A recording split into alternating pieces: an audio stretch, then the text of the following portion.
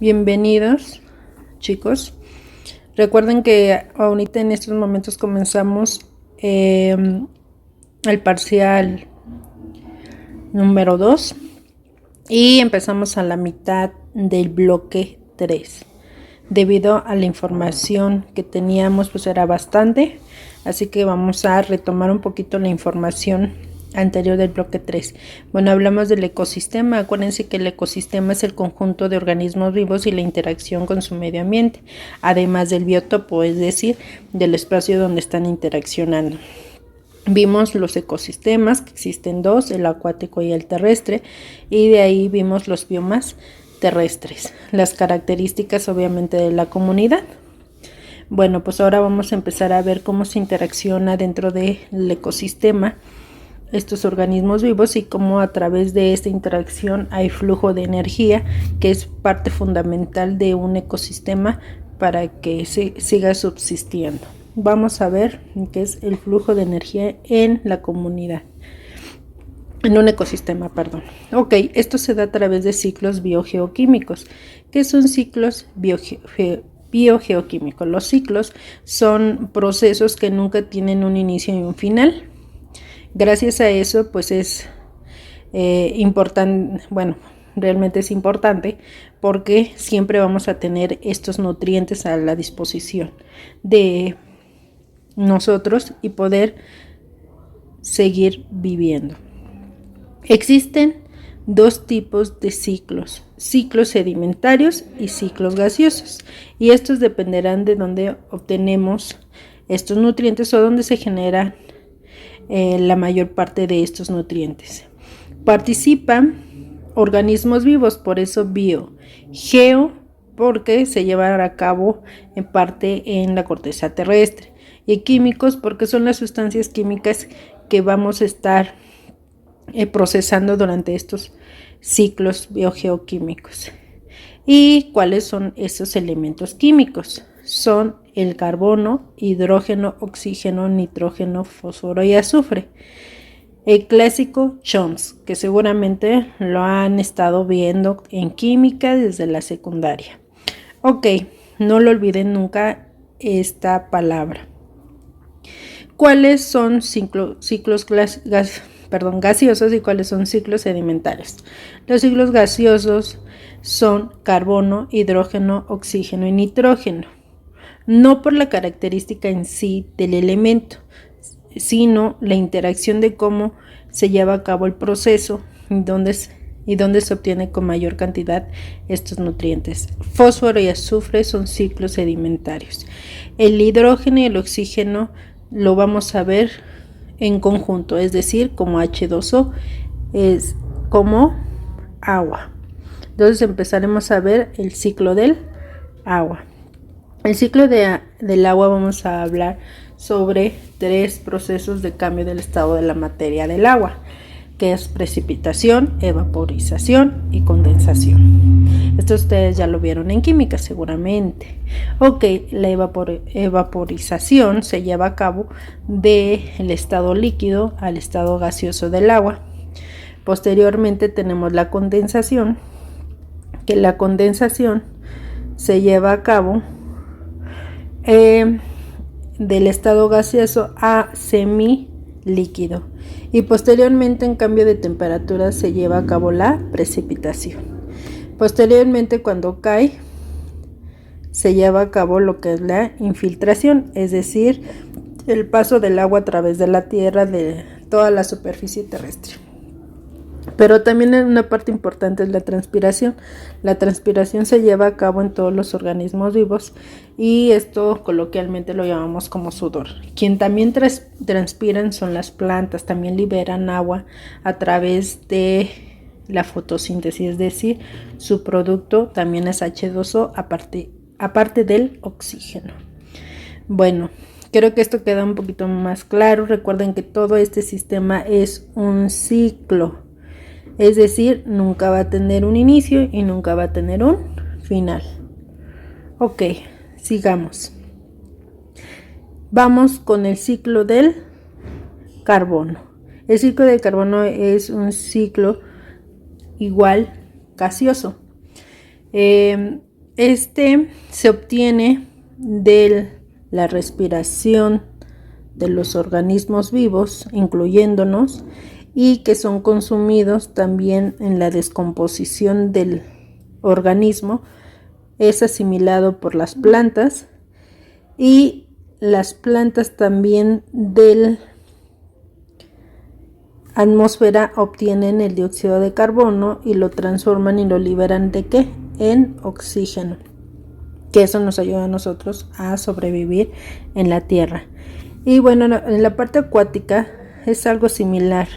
Hay la respiración, hay consumo de plantas a través de los animalitos, hay erosión, disolución del dióxido de carbono, que es absorbido principalmente por los cuerpos de agua.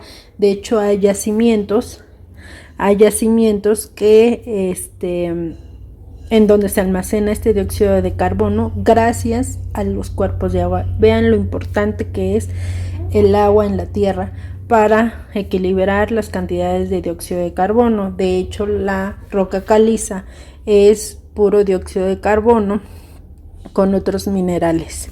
Luego hay sedimentos.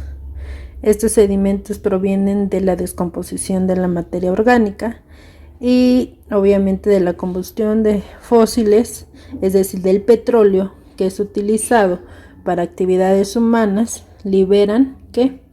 Dióxido de carbono. Y también de qué? De las emisiones volcánicas.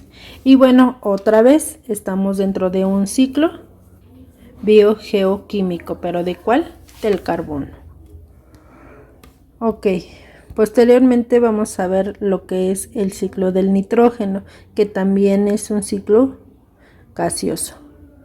Y bueno, aquí interaccionan lo que son las bacterias y algunos hongos que nos permiten la fijación de los compuestos químicos. Lo que obtenemos de la atmósfera es amonio. Este amonio es tóxico para cualquier organismo vivo, es un veneno. Entonces las bacterias nos van a permitir transformar este amonio a nitrito, que es NO2. Posteriormente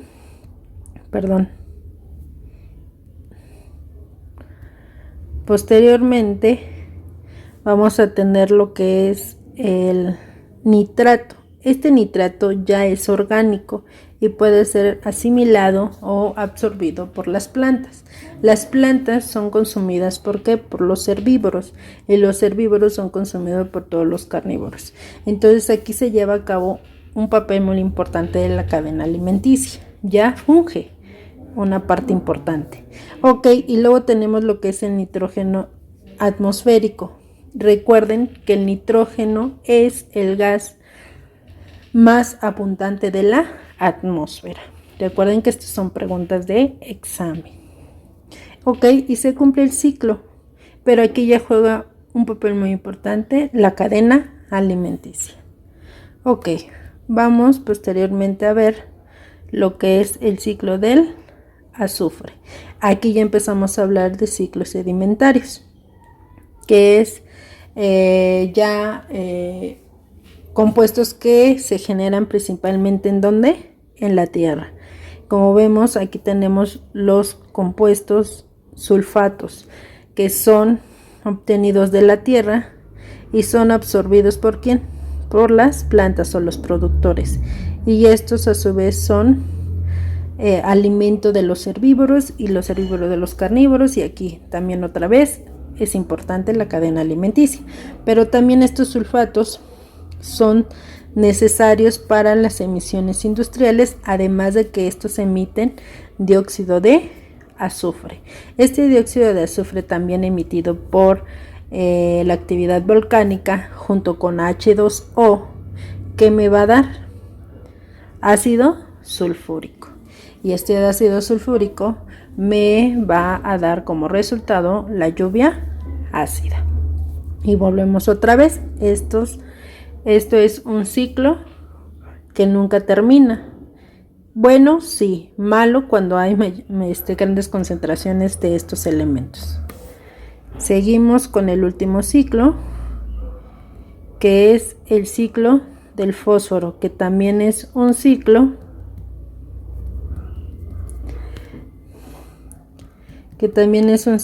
sedimentario. Y bueno, como volvemos a mencionar, se da a través de la descomposición de organismos vivos en la cuestión acuática. Posteriormente también de las heces provienen estos compuestos de fósforo, y estos a su vez pueden llegar a lo que es a la parte terrestre. La parte terrestre juega un papel importante en lo que es la minería y la fertilización, debido a que estos actividades y sustancias liberan grandes cantidades de compuestos de fósforo, son absorbidos por plantas y cultivos, y estos a su vez son alimentos de animales herbívoros, luego carnívoros y así sucesivamente de la cadena alimenticia. Entonces aquí se lleva a cabo también lo que son el ciclo, pero también es importante mencionar que está jugando un papel importante la cadena alimenticia. Ok, ya que vimos los ciclos biogeoquímicos, como habíamos mencionado, a partir del ciclo del nitrógeno, más bien del ciclo del carbono, empieza a jugar un papel importante en la cadena alimenticia. Pues vamos a hablar de la cadena alimenticia. La cadena alimenticia está dado por niveles tróficos, como son los productores, que son las plantas que generan su propio alimento, y llamados autótrofos porque así se alimentan, de que se generan su propio alimento. Luego tenemos a los herbívoros, carnívoros, y estos ya son heterótrofos. ¿Por qué? Porque no generan su propio alimento, que tienen que consumir a otros organismos para poder obtener su alimento. Se dan cuenta, esta es una cadena alimenticia. Tenemos carnívoro primario, secundario, terciario.